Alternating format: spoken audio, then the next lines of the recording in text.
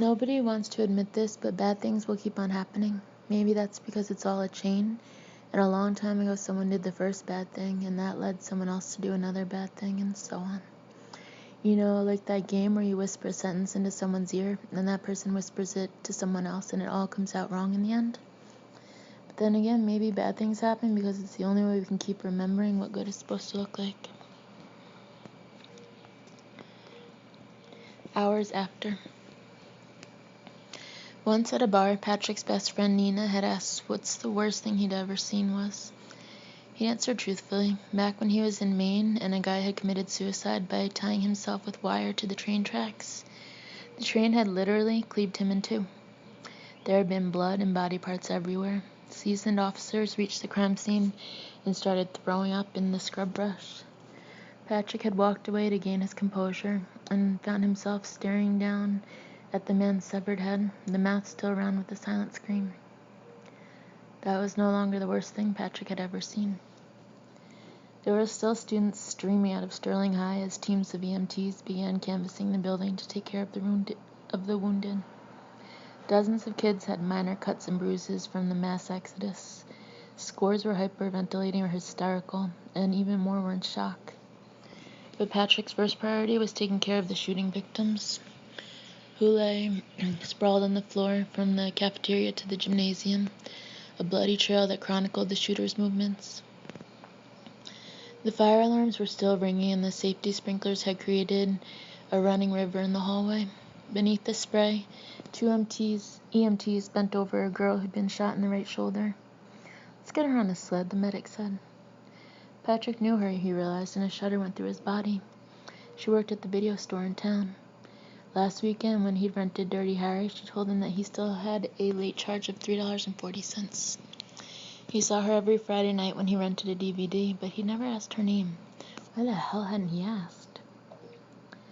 As the girl whimpered, the medic took the Sharpie marker he was holding and wrote 9 on her forehead. "We don't have IDs on all the wounded," he told Patrick, "so we've started numbering them." As the student was shifted onto a backboard, Patrick reached across her for a yellow plastic shock blanket, one every officer carried in the back of his cruiser. He ripped it into quarters, glanced at the number on the girl's forehead, and wrote a matching 9 on one of the squares. "Leave her in this place," he instructed. "That way we can leave this in her place," he instructed. "That way we can figure out who she is later and where she was found." An EMT stuck his head around the corner. "Hitchcock says all the beds are taken. We've got kids lined up on the front lawn waiting, but the ambulances have nowhere to go." "What about APD? They're full too." "Then call Concord and tell them we've got buses coming in," Patrick ordered. From the corner of his eye, he saw an EMT he knew, an old-timer planning to retire in 3 months, walk away from a body and sink into a crouch, sobbing. Patrick grabbed the sleeve of a passing officer. "Jarvis, I need your help." "But you just assigned me to the gym captain." Patrick had divided up the responding officers in the major crimes unit of the state police so that each part of the high school had its own team of first responders. Now he handed Jarvis the remaining pieces of the plastic shock blanket and a black marker. "Forget the gym. I want you to do a circuit of the whole school and check in with the EMTs. Anyone who's numbered gets a numbered blanket left in place when they're transported." "I have one bleeding out in the girls' room," a voice called. "I'm on it," an EMT said, picking up a bag of supplies and hurrying away. "Make sure you haven't forgotten anything," Patrick told himself. "You only get to do this once." His head felt like it was made of glass, too heavy and thin-walled to handle the weight of so much information. He could not be everywhere at once. He could not talk fast enough or think quickly enough to dispatch his men where they needed to be. He had no fucking idea how to process a nightmare this massive, and yet he had to pretend that he did, because everyone else was looking to him to be in charge. The double doors of the cafeteria swung shut behind him. By now, the team working this room had assessed and transported the injured. Only the bodies remained behind. The cinder block walls were chipped where bullets had pierced or grazed them. A vending machine, glass shattered, bottles pierced, dribbled Sprite and Coke and Dasani onto the linoleum floor. One of the crime techs was photographing evidence, abandoned book bags and purses and textbooks. He snapped each item up close, then at a distance with a little yellow tinted evidence marker to record its placement in relation to the rest of the scene. Another officer examined blood spatter patterns. A third and a fourth were pointing to a spot in the upper right corner of the ceiling. "Captain," one of them said, "looks like we've got a video." "Where's the recorder?" The officer shrugged. "Principal's office?" "Go find out," Patrick said. He walked down the main aisle of the cafeteria. It looked at first glance like a science fiction movie. Everyone had been in the middle of eating and chatting and joking around with friends, and then, in the blink of an eye, all the humans were abducted by aliens, leaving only the artifacts behind.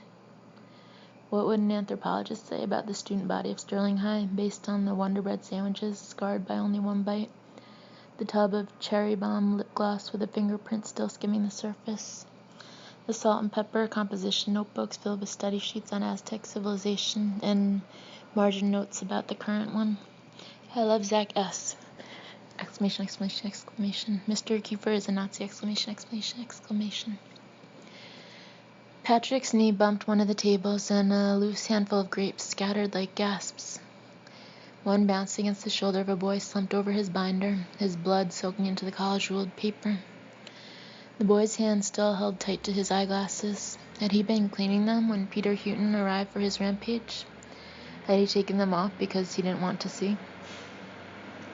Patrick stepped over the bodies of two girls who lay sprawled on the floor like mirror twins, their miniskirts hiked high on their thighs and their eyes still open. Walking into the kitchen area, he surveyed the trails of graying peas and carrots and the runny slop of chicken pot pie, the explosion of salt and pepper packets that dotted the floor like confetti, the shiny metallic helmets of the Yoplait yogurts, strawberry and mixed berry, and key lime and peach, which were still miraculously aligned in 4 neat rows near the cash register, an unflinching tiny army. One worn plastic tray with a dish of Jell-O and a napkin on it waiting to be served the rest of the meal. Suddenly Patrick heard a noise. Could he have been wrong?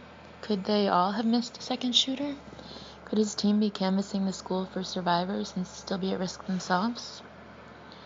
He drew his gun and crept into the bowels of the kitchen, past racks with monstrous cans of tomato sauce and green beans and processed nacho cheese, past massive rolls of plastic wrap and Cisco tinfoil, to the refrigerator room where meats and produce were stored.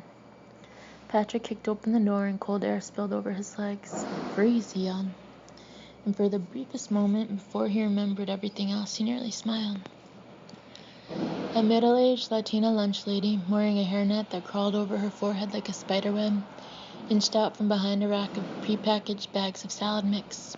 Her hands were raised. She was shivering. "No materia," she sobbed. Patrick lowered his weapon and took off his jacket, sliding it over the woman's shoulders. "It's over," he soothed, although he knew this was not really true. For him, for Peter Houghton, for all of Sterling, it was only just beginning. "Let me get this straight, Mrs. Calloway," Alex said. "You are charged with driving recklessly and causing serious bodily injury while reaching down to aid a fish?" The defendant, a 54-year-old woman sporting a bad perm and an even worse pantsuit, nodded. "That's correct, Your Honor." Alex leaned her elbows on the bench. "I've got to hear this." The woman looked at her attorney. "Mrs. Calloway was coming home from the pet store with a silver arowana," the lawyer said. "That's a $55 tropical fish, Judge," the defendant interjected. The plastic bag rolled off the passenger seat and popped. Mrs. Calloway reached down for the fish, and that's when the unfortunate incident occurred. "By unfortunate incident," Alex clarified, looking at her file, "you mean hitting a pedestrian?" "Yes, Your Honor." Alex turned to the defendant. "How's the fish?" Mrs. Calloway smiled. "Wonderful," she said. "I named it Crash." From the corner of her eye, Alex saw a bailiff enter the courtroom and whisper to the clerk, who looked at Alex and nodded. He scrawled something on a piece of paper, and the bailiff walked it up to the bench. "Shots fired at Sterling High," she read. Alex went still as stone. "Josie." "Court's adjourned," she whispered, and then she ran. John Eberhard gritted his teeth and concentrated on moving just one more inch forward. He could not see, with all the blood running down his face, and his left side was completely useless. He couldn't hear either. His ears still rang with the blast of the gun. Still, he had managed to crawl from the upstairs hallway where Peter Houghton had shot him into an art supply room. He thought about the practices where Coach made them skate from goal line to goal line, faster and then faster still, until the players were gasping for breath and spitting onto the ice. He thought about how, when you felt you had nothing left to give, you'd find just one iota more. He dragged himself another foot, digging his elbow against the floor. When John reached the metal shelving that held clay and paint and beads and wire, he tried to push himself upright, but a blinding pain speared his head. Minutes later, or was it hours, he regained consciousness. He didn't know if it was safe to check outside the closet yet. He was flat on his back and something cold was drifting across his face. Wind, coming through a crack in the seal of the window. A window. John thought of Courtney Ignatia, how she'd been sitting across from him at the cafeteria table when the glass wall behind her burst, how suddenly there had been a flower blooming in the middle of her chest, bright as a poppy. He thought of how 100 screams all at once had braided into a rope of sound. He remembered teachers poking their heads out of the classrooms like gophers, and the looks on their faces when they heard the shots. John pulled himself up on the shelves, one-handed, fighting the black buzz that told him he was going to faint again. By the time he was upright, leaning against the metal frame, he was shuddering. His vision was so blurred that when he took a can of paint and hurled it, he had to choose between two windows. The glass shattered, jackknifed on the ledge. He could see fire trucks and ambulances, reporters and parents pushing at police tape, clusters of sobbing students, broken bodies spaced like railroad ties on the snow. EMTs bringing out more of them. Help, John Eberhard tried to scream, but he couldn't form the word. He couldn't form any words, not look, not stop, not even his own name. Hey, someone called, there's a kid up there. Sobbing by now, John tried to wave, but his arm wouldn't work. People were starting to point. Stay put, a fireman yelled, and John tried to nod. But his body no longer belonged to him, and before he realized what had happened, that small movement pitched him out the window to land on the concrete 2 stories below. Diana Levin, who had left her job as an assistant attorney general in Boston 2 years ago to join a department that was a little kinder and gentler, walked into the Sterling High gym and stopped beside the body of a boy who had fallen directly on the 3-point line after being shot in the neck. The shoes of the crime scene techs squeaked on the shellacked floor as they took photographs and picked up shell casings, zipping them into plastic evidence bags. Directing them was Patrick Ducharme. Diana looked around at the sheer volume of evidence: clothing, guns, blood spatter, spent rounds, dropped book bags, lost sneakers, and realized that she was not the only one with a massive job ahead of her. What do you know so far? We think it's the sole shooter. He's in custody, Patrick said. We don't know for sure whether anyone else was involved. The building's secure. How many dead? 10 confirmed. Diana nodded. Wounded? Don't know yet. We've got every ambulance in northern New Hampshire here. What can I do? Patrick looked to her. Put on a show and get rid of the cameras? She started to walk off, but Patrick grabbed her arm. You want me to talk to him? The shooter? Patrick nodded. Maybe the only chance we have to get to him before he has a lawyer. If you think you can get away from here, do it. Diana hurried out of the gymnasium and downstairs, careful to skirt the work of the policemen and the medics. The minute she walked outside, the media attached themselves to her, their questions stinging like bees. How many victims? What are the names of the dead? Who is the shooter? Why?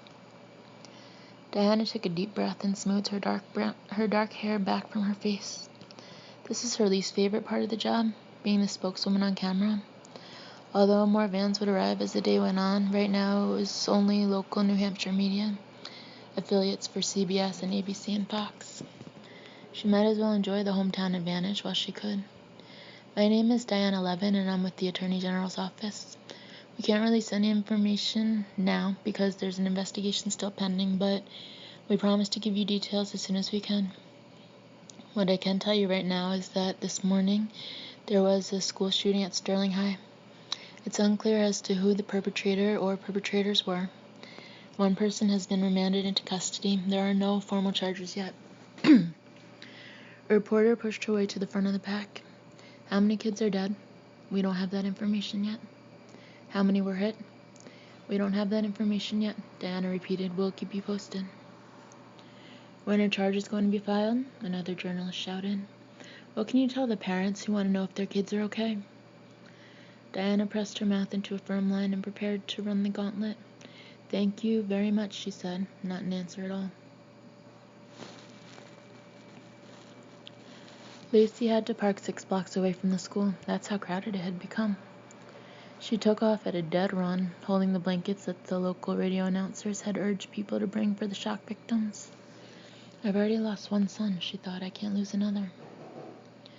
The last conversation she had had with Peter had been an argument. It was before he went to bed the previous night, before she'd been called into a delivery. I asked you to take out the trash, she had said. Yesterday. Don't you hear me when I talk to you, Peter? Peter had glanced up at her over his computer screen. What? What if that turned out to be the final exchange between them? Nothing Lacey had seen in nursing school or in her work at a hospital prepared her for the sight she faced when she turned the corner. She processed it in pieces. Shattered glass, fire engines, smoke, blood, sobbing, sirens.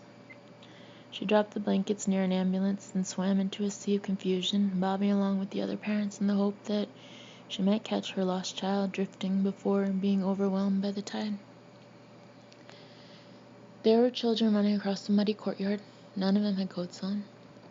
Lacey watched one lucky mother find her daughter, and she scanned the crowd wildly, looking for Peter, aware that she didn't even know what he was wearing today. Snippets of sound floated toward her. Didn't see him. Mr. McCabe got shot.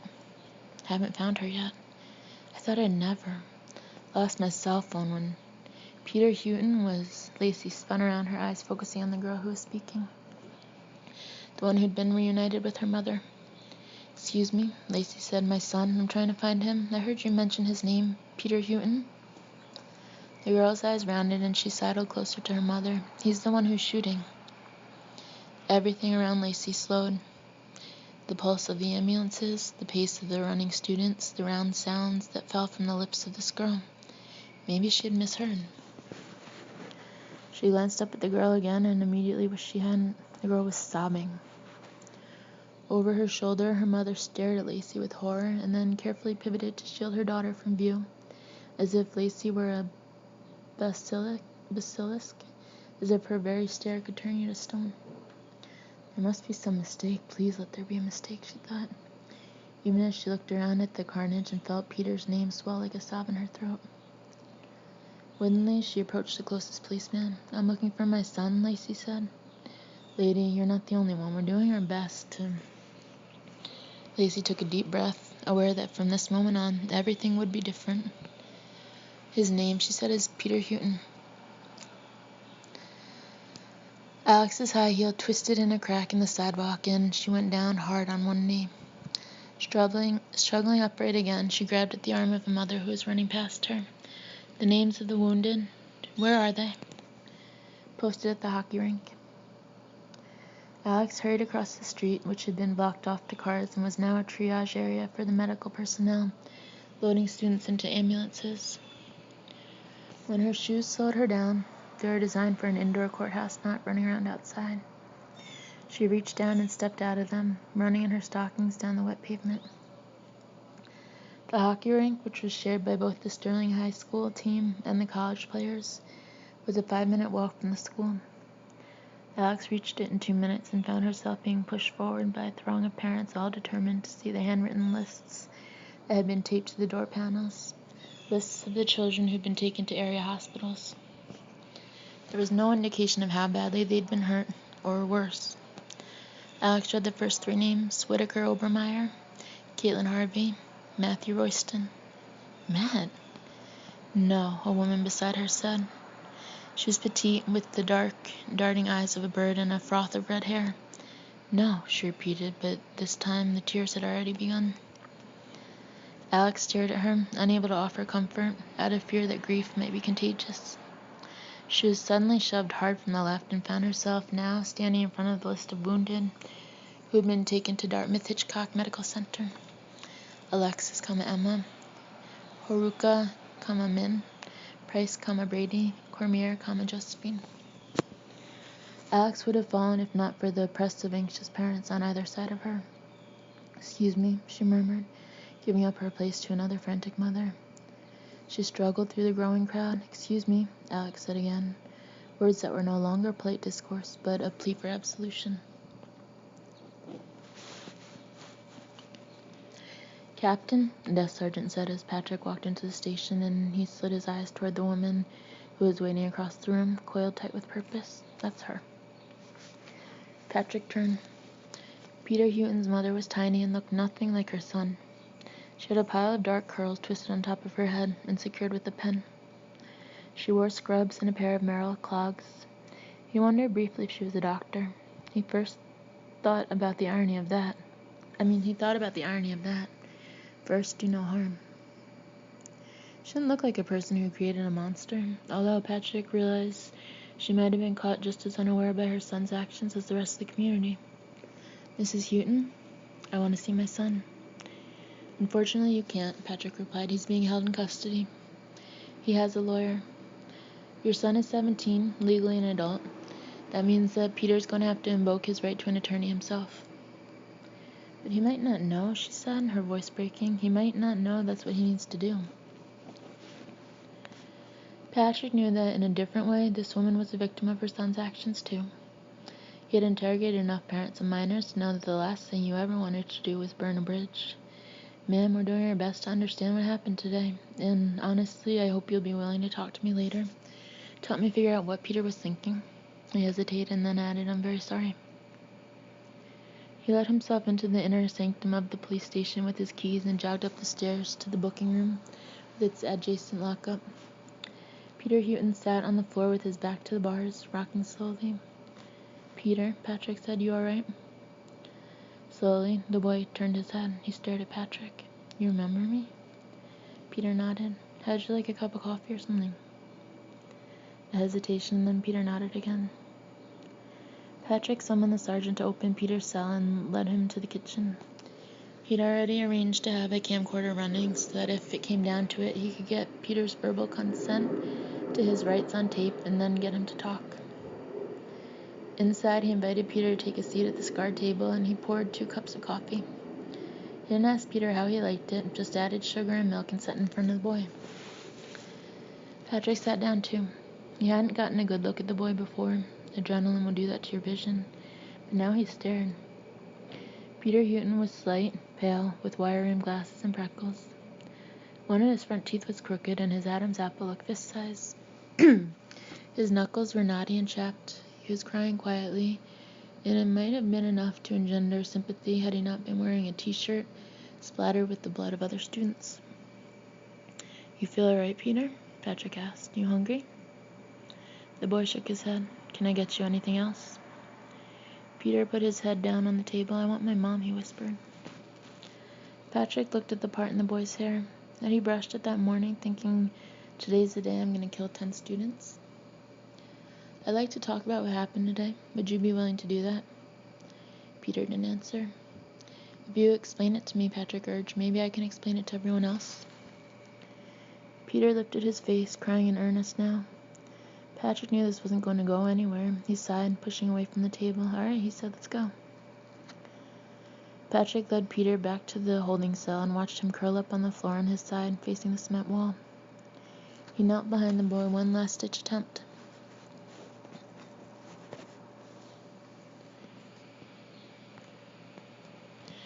"Help me help you," he said, but Peter just shook his head and continued to cry. It wasn't until Patrick had stepped out of the cell and turned the key in the lock that he heard Peter speak again. "They started it," he whispered. Dr. Gunthin Frankenstein had worked as a state medical examiner for 6 years, which was exactly how long he'd held the Mr. Universe title in the early 1970s, before he traded in his barbells for a scalpel, or as he liked to put it, went from building bodies to taking them apart. His muscles were still formidable, and visible enough beneath his jacket to stop the onslaught of any monster jokes incurred by his last name. Patrick liked Gunther. How could you not admire a guy who could lift 3 times his body weight, and yet also know just by eyeballing a liver roughly how many grams it would weigh? Every now and then, Patrick and Gunther would grab a few beers together, consuming enough alcohol for the former bodybuilder to tell him stories of women offering to oil him up before a competition, or good anecdotes about Arnold before he became political. Today, however, Patrick and Gunther did not joke around, and they did not talk about the past. They were overwhelmed by the present as they moved silently through the halls, cataloging the dead. Patrick met Gunther at the school after his abortive interview with Peter Houghton. The prosecutor had only shrugged when Patrick told her Peter hadn't been willing or able to talk. "We have hundreds of witnesses saying he killed 10 people. Diana had said arrest him." Gunther crouched down beside the body of the 6th casualty. She had been shot in the girls' bathroom, and her body was sprawled face down in front of the sinks. Patrick turned to the principal, Arthur McAllister, who had agreed to accompany them for identification. "Caitlin Harvey," the principal said, his voice haunted. "Special needs kid, sweet girl." Gunther and Patrick looked at each other. The principal did not just identify the bodies, he also gave a little 1 or 2 sentence eulogy each time. Patrick supposed that the man couldn't help himself. Unlike Patrick and Gunther, he wasn't used to dealing with tragedy in the course of his normal occupation. Patrick had tried to retrace Peter's footsteps from the front hallway to the cafeteria. Victims 1 and 2, Courtney Ignacio and Maddie Shaw. To the stairwell outside it, Victim 3, Whit Obermeyer.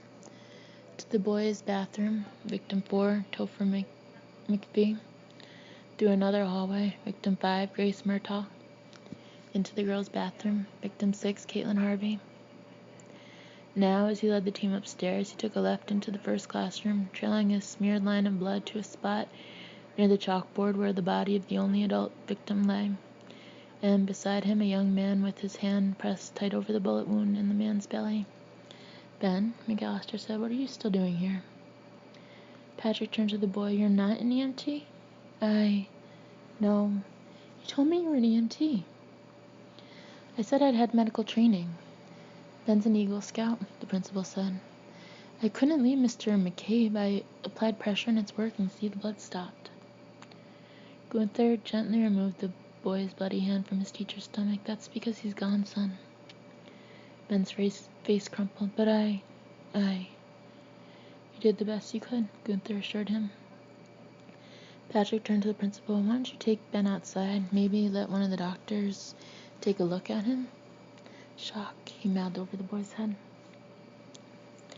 As they left the classroom, Ben grasped the principal's sleeve, leaving a bright red handprint behind. "Jesus," Patrick said, running a hand down his face. Gunther stood up. "Come on, let's just get this over with." They walked toward the gymnasium where Gunther certified the deaths of 2 more students, a black boy and a white one, and then into the locker room where Patrick had ultimately cornered Peter Houghton. Gunther examined the body of the boy Patrick had seen earlier, the kid in the hockey jersey whose cap had been blown off his head by a bullet. Meanwhile, Patrick walked into the abutting shower room and glanced out the window. The reporters were still there, but most of the wounded had been dealt with. There was only 1 waiting ambulance instead of 7. It had started to rain. By the next morning, the bloodstains on the pavement outside the school would be pale. This day might never have happened. "This is interesting," Gunther said. Patrick closed the window against the weather. "Why? Is he deader than the rest of them?" "Yeah, he's the only victim that's been shot twice, once in the gut, once in the head." Gunther looked at him. "How many guns did you find on the shooter?" "1 in his hand, 1 on the floor, 2 in his backpack." "Nothing like a little backup plan." "Tell me about it," Patrick said. "Can you tell which bullet was fired first?" "No. My educated guess, though, would be the one in the belly, since it was the slug to the brain that killed him." Gunther knelt beside the body. Maybe he hated this kid the most of all.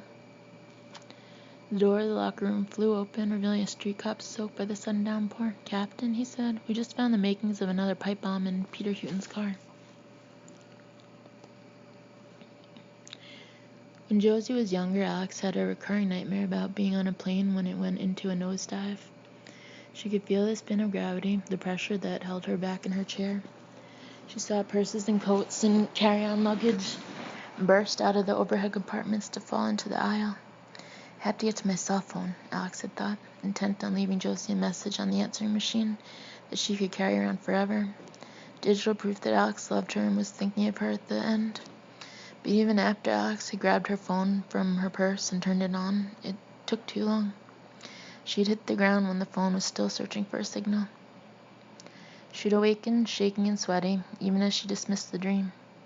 She rarely traveled apart from Josie. She certainly didn't take flights for her job. She'd throw back the covers and head to the bathroom and splash water on her face, but it didn't stop her from thinking. I was too late. Now, she sat in the quiet dark of a hospital room where her daughter was sleeping off the effects of a sedative given to her by the admitting doctor. Alex felt the same way. This is what Josie had managed to learn. This is what Alex had managed to learn. Josie had fainted during the shooting. She had a cut on her forehead decorated with a butterfly bandage and a mild concussion. The doctors wanted to keep her overnight for observation to be safe. Safe had a whole new definition now.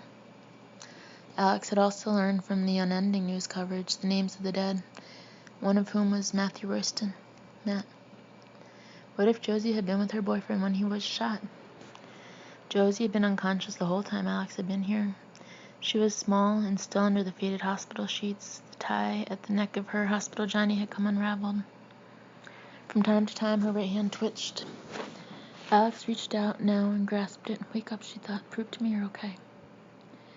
What if Alex hadn't been late to work that morning? Might she have stayed at the kitchen table with Josie, talking about the things she imagined mothers and daughters discussed, but that she never seemed to have the time to? What if she'd taken a better look at Josie when she hurried downstairs, told her to go back to bed and get some rest? What if she'd taken Josie on a spur-of-the-moment trip to Punta Cana, San Diego, Fiji, all the places Alex dream surfed on her computer in Chambers and thought about visiting but never did? What if she'd been a prescient enough mother to keep her daughter home from school today? There were, of course, hundreds of other parents who'd made the same honest mistake she had, but that was shallow comfort to Alex. None of their children were Josie. None of them surely had as much to lose as she did. When this is over, Alex promised silently, we will go to the rainforest or the pyramids or a beach as white as bone. We will eat grapes from the vine. We will swim with sea turtles. We will walk miles on cobblestone streets. We will laugh and talk and confess. We will. At the same time, a small voice in her head was scheduling this paradise. After it said, because first this trial will come to your courtroom. It was true. A case like this would be fast-tracked to the docket. Alex was Superior Court judge for Grafton County and would be for the next 8 months. Although Josie had been at the scene of the crime, she wasn't technically a victim of the shooter. Had Josie been wounded, Alex would have automatically been removed from the case, but as it stood, there was no legal conflict in Alex's sitting as a judge, as long as she could separate her personal feelings as the mother of a high school student from her professional feelings as a justice. This would be her first big trial as a Superior Court judge, the one that would set a tone for the rest of her tenure on the bench. Not that she was really thinking about that now. Suddenly, Josie stirred. Alex watched consciousness pour into her, reach a high water mark. Where am I? Alex combed her fingers through her daughter's hair. In the hospital. Why? Her hands stilled. Do you remember anything about today? Matt came over before school, Josie said, and then she pushed herself upright. Was there like a car accident? Alex hesitated, unsure of what she was supposed to say. Wasn't Jodi better off not knowing the truth? What if this was the way her mind was protecting her from whatever she'd witnessed? You're fine, Alex said carefully. You weren't hurt. Josie turned to her, relieved. What about Matt?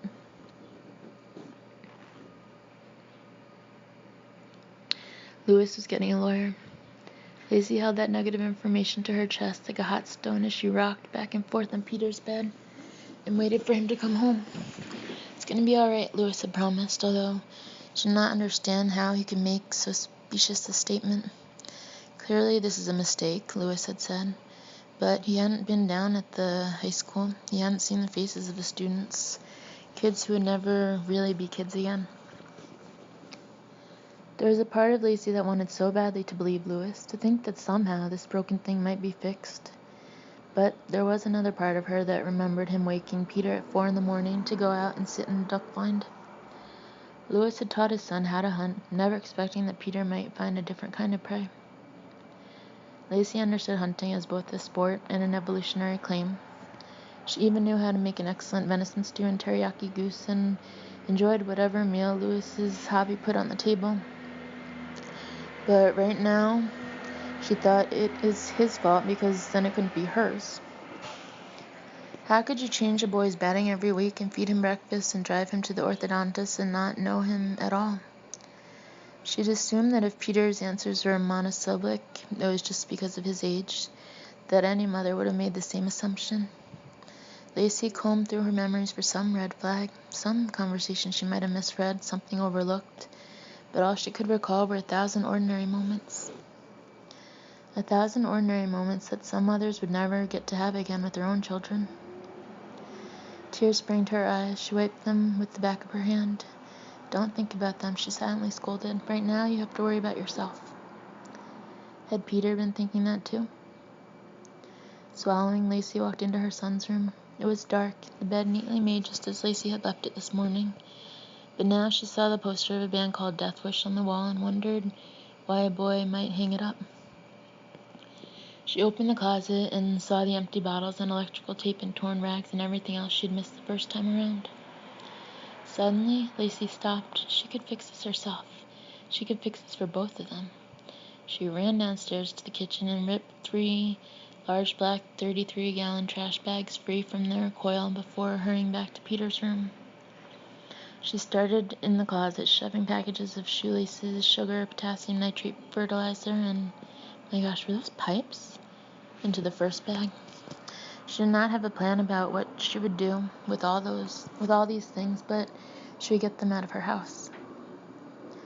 When the doorbell rang, Lacey sighed with relief, expecting Louis, although if she had been thinking clearly, she would have realized that Louis would have simply let himself in. She abandoned her hall and went downstairs to find a policeman holding a slim blue folder. "Mrs. Houghton," the officer said. What could they possibly want? They already had her son.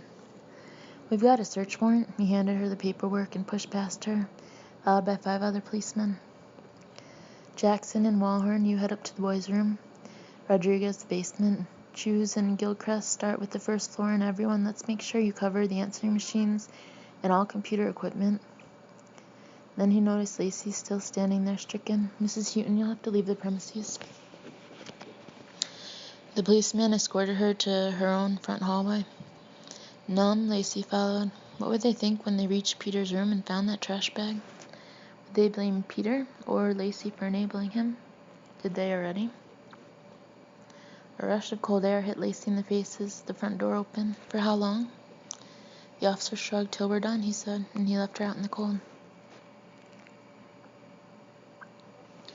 Jordan McAfee had been an attorney for nearly 20 years and truly believed he had seen and heard it all, until now, when he and his wife Selena stood in front of the television set watching CNN's coverage of the school shooting at Sterling High. "It's like Columbine," Selena said, "in our backyard." "Except right now," Jordan murmured, "there's someone to blame who's still alive."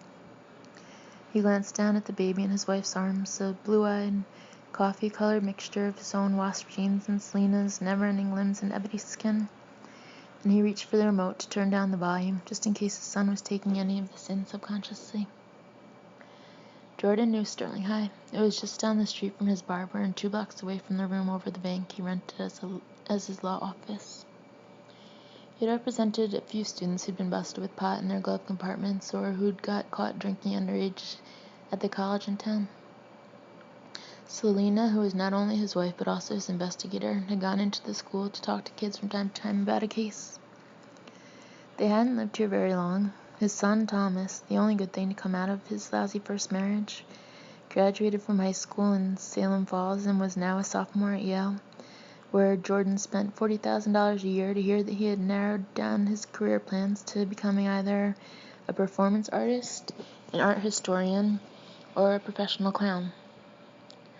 Jordan had finally asked Selena to marry him, and after she'd gotten pregnant, they'd moved to Sterling because the school districts had such a good reputation.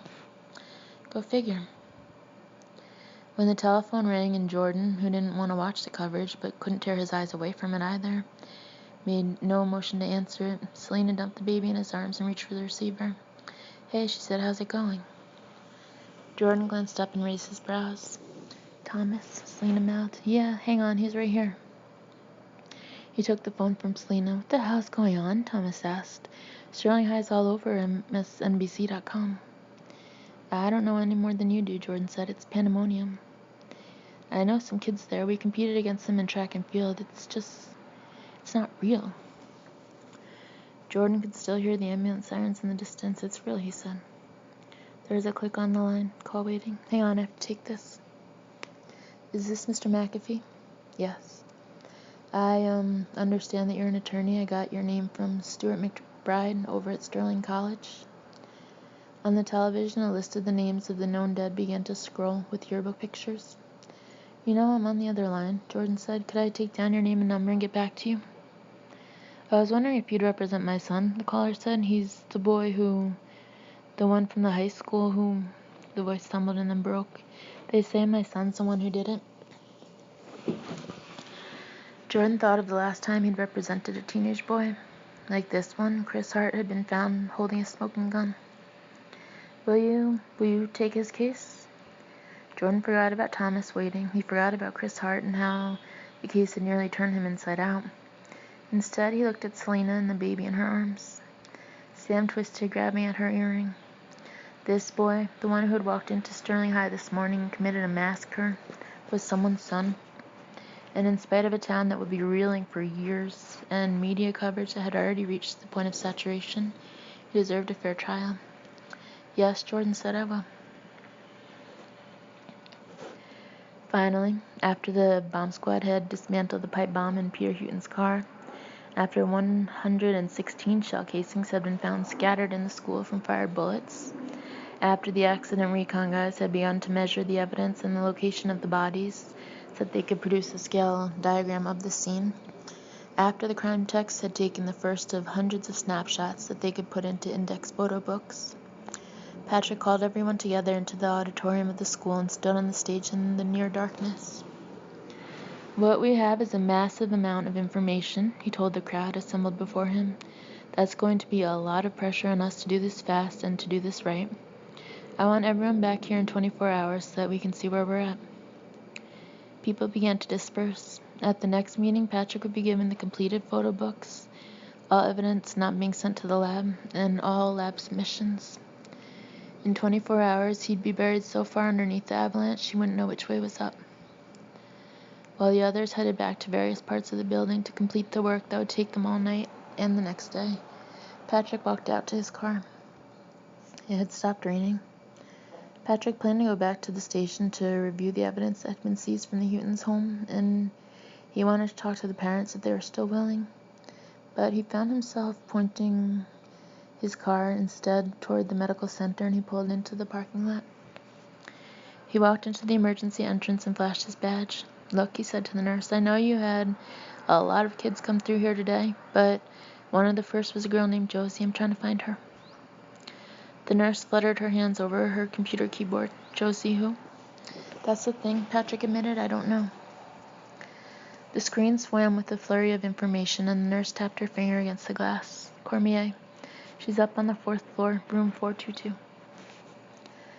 Patrick thanked her and took the elevator upstairs. Cormier. The name sounded familiar, but he couldn't quite place it. It was common enough, he figured. Maybe he'd read it in the paper or seen it on a television show. He slipped past the nurse's desk and followed the numbers down the hall. The door to Josie's room was ajar. The girl sat up in bed, wrapped in shadows, talking to a figure that stood beside her. Patrick knocked softly and stepped into the room. Josie stared at him blankly. The woman beside her turned around. Cormier, Patrick realized, as in Judge Cormier. He'd been called to testify in her courtroom a few times before she became a Superior Court judge. He'd gone to her for warrants as a last resort. After all, she came from a public defender's background, which in Patrick's mind meant that even if she now was scrupulously fair, she still had once played for the other side. Your Honor, he said, I didn't realize Josie was your daughter. He approached the bed. How are you doing? Josie stared at him. Do I know you? I'm the one who carried you out. He stopped as the judge put her hand on his arm and drew him out of Josie's range of hearing. She doesn't remember anything that happened, the judge whispered.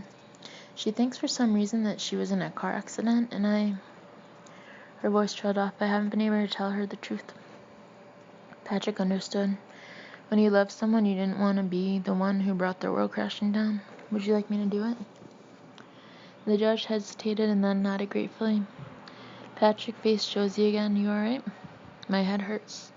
The doctor said I have a concussion and have to stay overnight. She looked up at him. I guess I ought to thank you for rescuing me.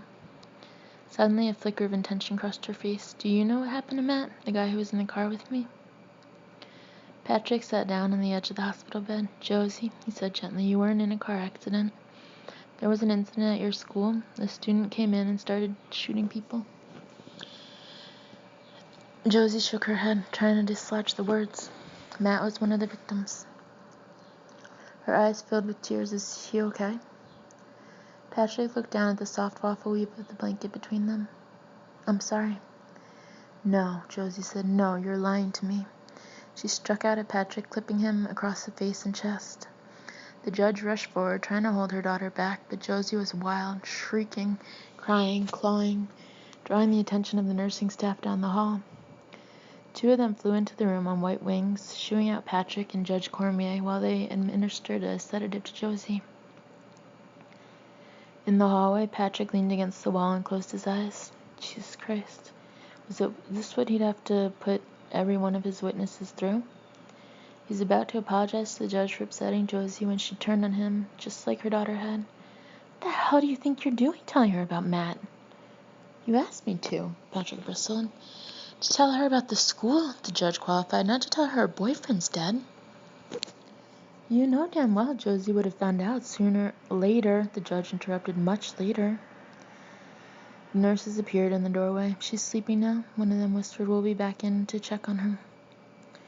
They both waited until the nurses were out of hearing range. Look, Patrick said tightly, today I saw kids who've been shot in the head. Kids who will never walk again. Kids who died because they were in the wrong place at the wrong time. Your daughter, she's in shock, but she's one of the lucky ones. His words hit her, a solid slap. For just a moment, when Patrick looked at the judge, she no longer seemed furious. Her gray eyes were heavy with all the scenarios that thankfully had not come to pass. Her mouth softened with relief, and then just as suddenly her features smoothed and passive. I'm sorry, I'm not usually like this. It's been a really awful day. Patrick tried, but he could see no trace left of the emotion that had for a moment broken her. Seamless, that's what she was. I know you're only trying to do your job, the judge said. I would like to talk to Josie, but that's not why I came. I'm here because she was the first one. Well, I just needed to know she was all right. He offered Judge Cormier the smallest of smiles, the kind that can start a heart to breaking. Take care of her, Patrick said, and then he turned and walked down the hall, aware of the heat of her gaze on his back and how much it felt like the touch of a hand.